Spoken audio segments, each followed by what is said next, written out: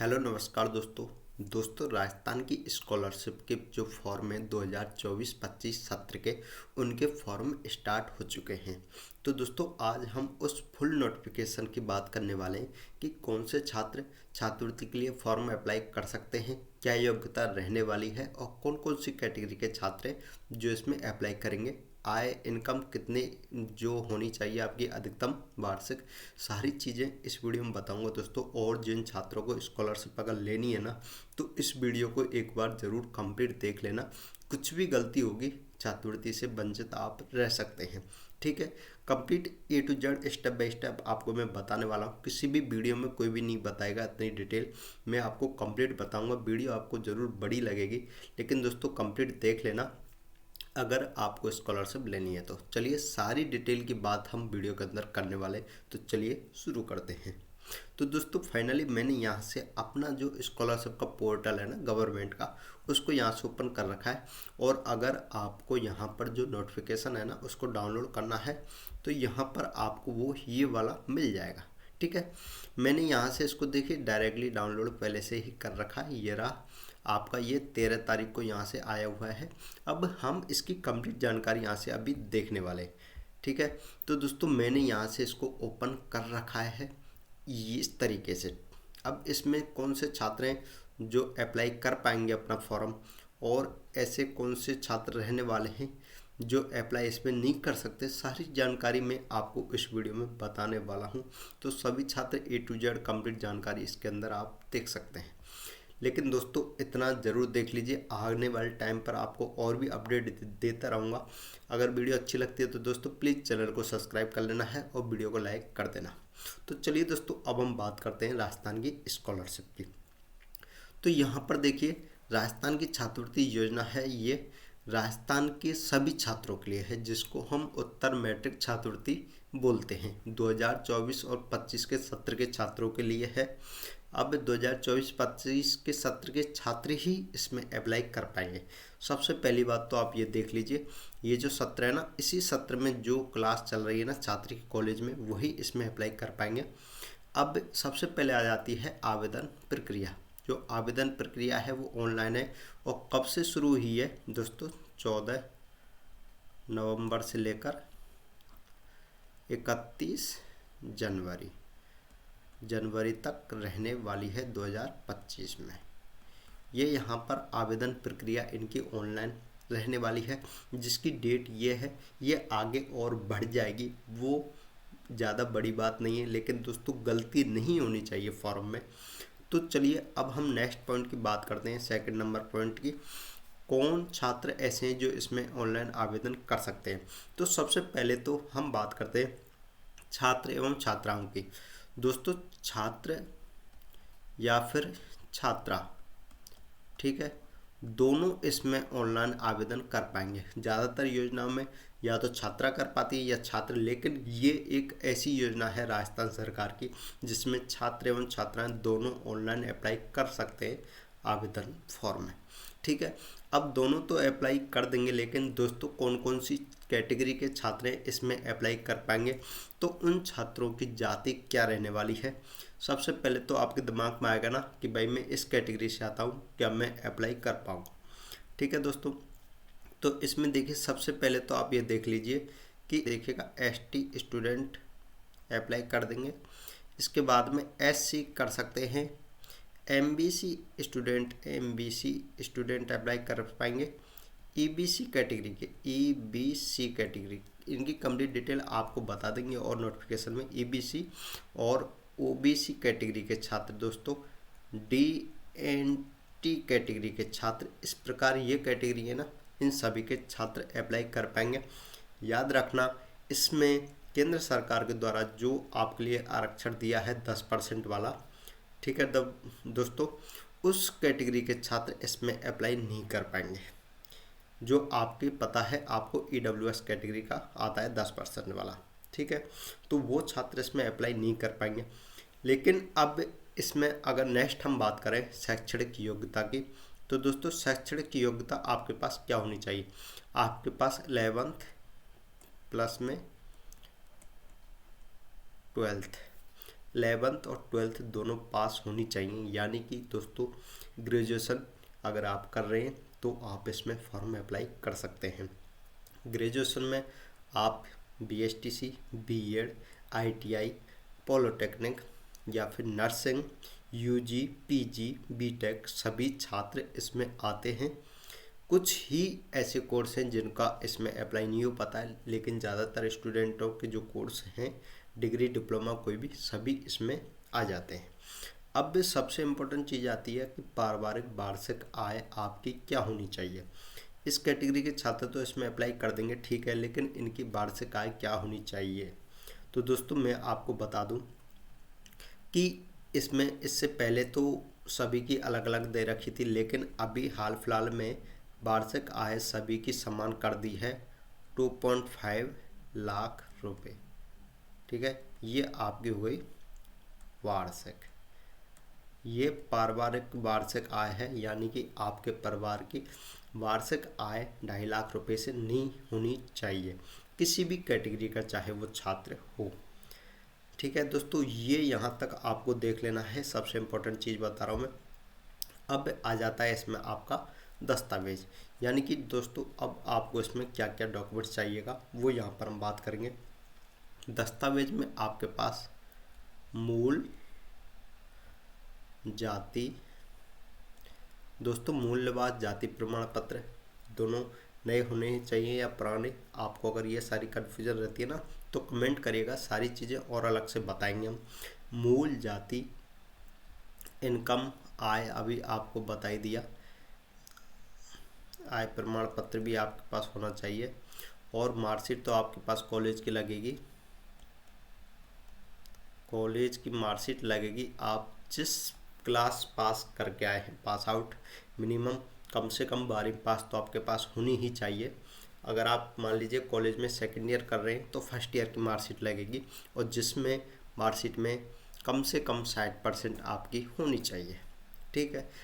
सभी कैटेगरी के लिए नहीं है, लेकिन कुछ कैटेगरी ऐसी हैं जिनके लिए आपके पास 60% होनी चाहिए, तभी आप फॉर्म अप्लाई कर पाएंगे। और ये यहाँ पर आधार और जन आधार, ये तो आपके पास परमानेंट होती हैं सभी के पास डॉक्यूमेंट्स। और यहाँ पर सबसे इम्पोर्टेंट रह गया है बैंक अकाउंट, ठीक है दोस्तों। ये बैंक अकाउंट यहाँ से रह गया है तो याद रख लेना ये भी चीज़ आप, बैंक अकाउंट वाले। अब बैंक अकाउंट की यहाँ पर हम अलग से बात करेंगे दोस्तों।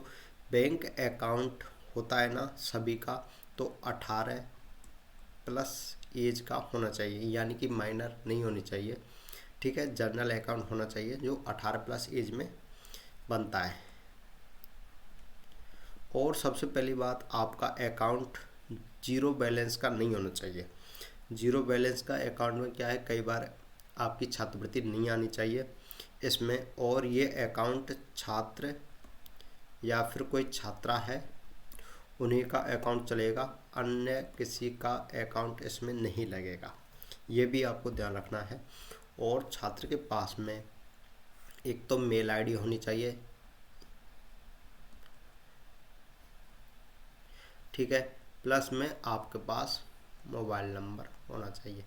ये दोनों चीज़ें हैं, ये भी खुद छात्र की होनी चाहिए, जो आपकी आधार कार्ड वगैरह से जुड़े हुए होने चाहिए। कॉलेज, और एक चीज़ और ये आ जाती है कि कॉलेज में बायोमेट्रिक कब कब करवानी पड़ती है। अभी के नियम के अनुसार केवल वर्ष में एक बार बायोमेट्रिक होती है, लेकिन इस नोटिफिकेशन में कम से कम माह में एक बार, ठीक है। इस नोटिफिकेशन में दे रखा है कम से कम 1 महीने में एक बार करवाना है, जब तक आपका फॉर्म अप्रूव नहीं होता। और इससे पहले के नियम सभी में वर्ष में एक बार आपकी कॉलेज बायोमेट्रिक का नियम दे रखा था। ये सारी छोटी छोटी चीज़ें हैं जो आपको बहुत ही गहराई से देखना है फॉर्म अप्लाई करने से पहले। और इन सभी में एक चीज़ और बता देता हूँ दोस्तों आप सभी के लिए, फॉर्म में कुछ भी गलती अगर आपकी रहती है, कुछ भी गलती फॉर्म रिजेक्ट हो जाएगा, स्कॉलरशिप नहीं आएगी। और दूसरी बात, फॉर्म में सुधार भी नहीं कर पाएंगे, यानी कि करेक्शन का टाइम जो ऑप्शन आता है ना वो हटा दिया है, करेक्शन फॉर्म में नहीं हो पाएगा। अगर कोई भी छात्र हमसे फॉर्म जुड़ करके फॉर्म अप्लाई करते हैं तो दोस्तों कुछ भी गलती नहीं होगी आपकी, सही से सारे काम करवाएंगे दोस्तों। और इसके लिए ज़रूर आपको चैनल को सब्सक्राइब करना है और बेल आइकन प्रेस कर लेना, ताकि नए नए अपडेट टाइम टू टाइम आपको मिलते रहें। ठीक है, तो चलिए अब हम बात करते हैं यहाँ पर जो नोटिफिकेशन दिया है इसकी। नोटिफिकेशन में यही सारी चीज़ें दी गई हैं। देखिएगा यहाँ पर 13/11/24 को नोटिफिकेशन आया है। छात्रवृत्ति में अनुसूचित जाति, जनजाति, अन्य पिछड़ा वर्ग, आर्थिक पिछड़ा वर्ग, गोमंतु, अर्गोमंतु, मियासी, भिस्ती समुदाय, सर्वजन उच्च शिक्षा छात्रवृत्ति, ये सारी कैटेगरी के छात्र इसमें फॉर्म ऑनलाइन अप्लाई कर पाएंगे। एक चीज़ और रह गई थी कि इसमें कॉलेज के जो छात्र हैं ना दोस्तों, कॉलेज वाले, ये कॉलेज छात्र या तो आपके प्राइवेट हो सकते हैं, ठीक है, या फिर आपके GOVT गवर्नमेंट सरकारी, यानी कि प्राइवेट कॉलेज वाले छात्र भी अप्लाई कर पाएंगे या फिर सरकारी, दोनों ही करते हैं। इसमें ज़रूरी नहीं है गवर्नमेंट कॉलेज का ही छात्र हो, प्राइवेट। और एक और चीज़, ये जो आपका कॉलेज है, अगर ऐसा छात्र है जो राजस्थान से बाहर अगर अपनी पढ़ाई कर रहा है ना दोस्तों, वो भी इसमें अप्लाई कर पाएगा। ठीक है, राजस्थान से बाहर से कहीं से पढ़ाई कर रहे हैं तो भी आप अप्लाई कर सकते हैं इस छात्रवृत्ति के लिए। ये सारी चीज़ें हैं। इसमें डेट देख लीजिए, 14 नवंबर से 31 जनवरी डेट। ऑनलाइन फॉर्म स्टार्ट हो चुके हैं, 1 दिन 2 दिन का टाइम एक्स्ट्रा निकल चुका है। अब इसमें इनकम देख लीजिए, अपनी आय क्या है। इन कैटेगरी के छात्रों के लिए 2.5 लाख रुपए की आय है, जो मैंने पहले बताई है। और इसके अलावा इसमें ये कैटेगरी के छात्र हैं। एक चीज़ और रह गया था कि इस कैटेगरी के छात्र अम्बेडकर, आर्थिक पिछड़ा वर्ग, OBC, DNT, इस कैटेगरी के छात्र हैं ना, वे स्पेशली उनके पास ये कार्ड होना चाहिए, BPL कार्ड, अंत्योदय कार्ड या फिर स्टेट BPL कार्ड। इसके अलावा पुत्र या पुत्री खुद अनाथ होना चाहिए, या फिर जो फॉर्म भर रही है छात्राएं विधवा या विधवा की पुत्र पुत्री या तलाकशुदा महिला स्वयं हो सकती है, तलाकशुदा की पुत्र पुत्री हो सकती है, या फिर ऐसे छात्र जो विशेष योग्य जन हैं या फिर विशेष योग्य जन के पुत्र पुत्री होती हैं, वो ही छात्र इन कैटेगरियों में फॉर्म अप्लाई कर सकते हैं। अगर इस कैटेगरी में आते हैं तो आपके पास ये वाले कार्ड जरूर होने चाहिए। इसके बाद में आपके पास आ जाता है दोस्तों दूसरा free ship card. Free ship card क्या होता है, आपको स्कॉलरशिप का फॉर्म भरते ना तो स्कॉलरशिप आपके अकाउंट में आएगी नहीं दोस्तों, आपको फीस ही नहीं जमा करानी। इसका मतलब यह है, आपने अगर कॉलेज में एडमिशन ले लिया है तो आपको फीस जमा कराने की ज़रूरत नहीं है, गवर्नमेंट डायरेक्टली कॉलेज को आपकी फ़ीस प्रोवाइड करवाएगा। इसमें फ्री सिप कार्ड में यही फ़ायदा होता है कि कोई भी छात्र अपनी फ़ीस जमा करवाने की ज़रूरत नहीं है, गवर्नमेंट सीधा हस्तांतरण कॉलेज के लिए आपकी फ़ीस का करती है। ये फ्री सिप कार्ड होता है। इसके अलावा अगर कंप्लीट जानकारी चाहिए कमेंट करके ज़रूर बताइएगा। किस किस category card free ship card बनवा सकते हैं वो भी आप कंप्लीट पूछ सकते हैं। आवेदन प्रक्रिया क्या रहने वाली है, सभी को पता है आवेदन प्रक्रिया है जो आपकी ऑनलाइन रहने वाली है, और इसमें कोई भी आप चेंज बदलाव बाद में नहीं कर सकते। ठीक है, बदलाव नहीं होगा। ऑनलाइन फॉर्म अप्लाई करने के बाद में कुछ भी गलती है तो छात्र इसके लिए जिम्मेदार स्वयं रहेंगे। इससे पहले आपको फॉर्म अप्लाई करने से पहले स्वयं जांच लेना कि फॉर्म में कोई गलती तो नहीं है, कुछ भी बदलाव नहीं होगा, याद रख लेना। दस्तावेज की बात करें, डॉक्यूमेंट्स क्या क्या चाहिए आपके पास, आय प्रमाण पत्र, मूल्यवास जाति प्रमाण पत्र, लास्ट ईयर की मार्कशीट होनी चाहिए आपके पास। ठीक है, बैंक अकाउंट आपका स्पेशली है, बैंक अकाउंट, और आपके जो भी डॉक्यूमेंट्स हैं ना उनमें कंप्लीट डिटेल, जो भी डिटेल है वो आपके जन आधार में कंप्लीट होनी चाहिए और मैच होनी चाहिए, यानी कि समान मिलना चाहिए उनका कंप्लीट डिटेल इनमें दोनों में। ठीक है, ये सारी चीज़ें आपको फॉर्म भरने से पहले ही करना है, ये सारे काम बाद में मत करना। इसमें और भी सारी चीज़ें बताऊंगा कि जो भी डॉक्यूमेंट्स हैं आपके उनकी KYC होनी चाहिए, तो KYC आपको पहले करवाएं या फिर बाद में करवाएं, बाद में कोई समस्या तो नहीं आएगी। पूर्ण KYC मांग रहा है आपका फॉर्म, सारी चीज़ें बैंक अकाउंट की जो है डिटेल मांग रहा है यहाँ पर। इसके बाद में शुल्क फीस लगेगी आपकी, वो किस प्रकार लगेगी दोस्तों, आपकी कॉलेज से फीस मान लो 30,000 भरी है, कॉलेज फीस है, उसमें मान लीजिए आपकी खेल कूद किताब की या फिर आपकी एक्स्ट्रा क्लास लग रही है या फिर आपकी हॉस्टल फीस है, सभी अगर सम्मिलित हैं तो सभी की रसीद लगेगी और आप ऑनलाइन सभी को अप्लाई कर सकते हैं और सभी की फ़ीस आप रिफंड में पा सकते हैं। ठीक है, ऐसा नहीं है कि कॉलेज की फ़ीस ही लगती है, इसमें हॉस्टल फीस सारी फीस की रसीद इसमें लग जाती है। शिक्षण संस्थाओं का चयन दोस्तों, कॉलेज आपका वही लगेगा जो आप जहाँ से पढ़ाई कर रहे हैं उसी की डिटेल आएगी। बायोमेट्रिक मैंने बता दिया है, बायोमेट्रिक केवल माह में एक बार लगेगी, एक बार, ठीक है, महीने में एक बार लगेगी आपकी। इसके अलावा ये कॉलेज से संबंधित डिटेल हैं, जो भी कॉलेज के संस्थापक हैं, संचालक हैं, वो कंप्लीट जानकारी देख सकते हैं। अगर कोई भी ऐसे हैं जिन्हें नहीं पता तो कमेंट करके भी पूछ सकते हैं। तो ये सारी चीज़ें हैं, जानकारियाँ हैं जो मैंने आपको पहले ही यहाँ पर शॉर्ट तरीके से और बहुत अच्छे तरीके से यहाँ पर बताया है आप सभी के लिए। छात्रवृत्ति से संबंधित जानकारी है ये नोटिफिकेशन में। इसके अलावा भी अगर कोई छात्र ऐसा है जो कुछ भी कमेंट करके पूछना चाहता है स्कॉलरशिप संबंधित, आप कमेंट करके पूछ सकते हैं। लेकिन दोस्तों कुछ भी गलती नहीं करनी है, अगर आप कोई भी गलती करते हैं छात्रवृत्ति आपको नहीं मिलेगी। क्यों नहीं मिलेगी? क्योंकि गलती सुधारने के लिए आपको करेक्शन का ऑप्शन नहीं मिलेगा फॉर्म में, ठीक है। तो याद रखना, फॉर्म भरने से पहले कुछ भी गलती नहीं होनी चाहिए। क्या आपको मूल जाति नहीं बनवाने हैं, इनकम कब तक का लग सकता है, कंप्लीट जानकारी अगर चाहिए ना और कमेंट करिएगा, अलग से वीडियो लेकर आ जाएंगे आपके लिए, ठीक है। तो अभी के लिए इतना ही बहुत है दोस्तों, फॉर्म आराम से अप्लाई कर सकते हैं। फॉर्म की भी हम वीडियो ला देंगे आपके लिए 1-2 दिन में। आप किस प्रकार से फॉर्म में अप्लाई करना है वो भी आप कंप्लीट देख सकते हैं।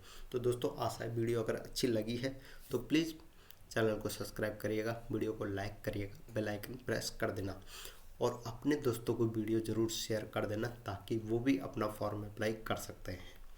और हमारे चैनल को जल्दी सब्सक्राइब कर लेना ताकि आपको अपडेट मिलता रहे, स्कॉलरशिप किस प्रकार लेनी है, क्या क्या बातें ध्यान में रखनी है, कुछ भी गलती नहीं हो, इन सारी चीज़ों के लिए। वीडियो बहुत ज़्यादा बन चुकी है तो यहीं पर वीडियो का एंड करते हैं और मिलते हैं नेक्स्ट वीडियो में। तब तक के लिए धन्यवाद।